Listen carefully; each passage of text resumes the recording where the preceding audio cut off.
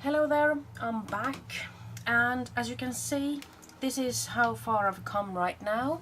I think I'll just have it this way because it doesn't fit in the frame otherwise.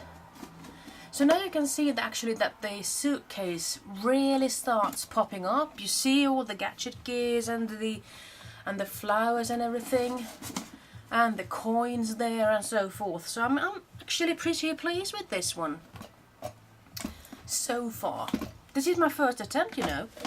So what I did, I just started painting with the Halo Pink Gold, and I put that sort of all over the thing. And then I continued with some Pearl Turquoise Lumiere paints, these are. And I didn't put it everywhere, but sort of here and there. And then I just finished things off and I actually tried to heat emboss this with my heat gun, and it started to bubble up, but I didn't really get that effect, and sort of I felt like the glue from the tape, the tin foil tape, was starting to dissolve. So I just felt like, hey, I'm not going to do it, I just have to wait until it dries. And then I just finished it off with some regular black acrylic paint, and I painted it all over really thickly. And then I started spraying with some water, and hey, we are not talking mini misters, we are talking mega misters here.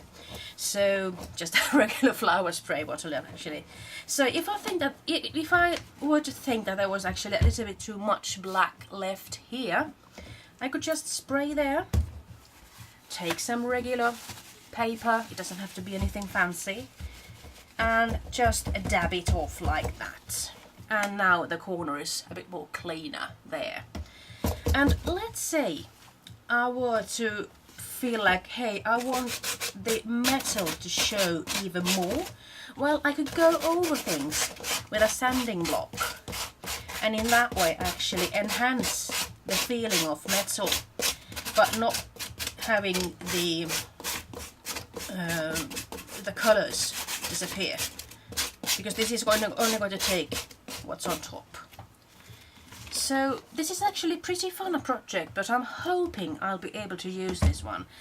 Rach had some sort of a varnish or some sort of a finishing spray to this, and I suppose it's a good idea, because if I'm going to start carrying this around, or perhaps even taking it around with me, well, I'm thinking, how will this paint affect?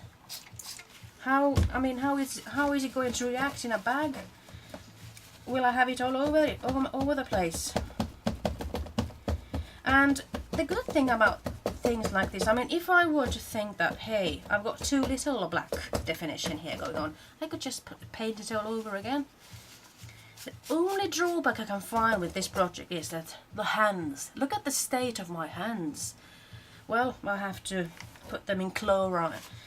Some sort of a bleach or something like that. I have to make them clean anyway, because I'm off to work in a couple of hours.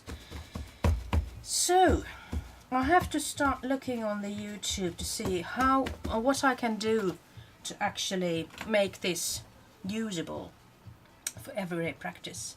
But I'm really happy about the result. All I have to do now is make the rest of the book or the file. And it's pretty big, as you can see. I mean, this is my hand. Bloody hell. This is my hand, and it's all the way over there. So it's pretty big. But hey, I'm liking it. And I also like the fact that different kinds of colors actually pop up. So I'm signing off right now, and I'm really encouraging you to do something like this of your own. And please send me a video to show it.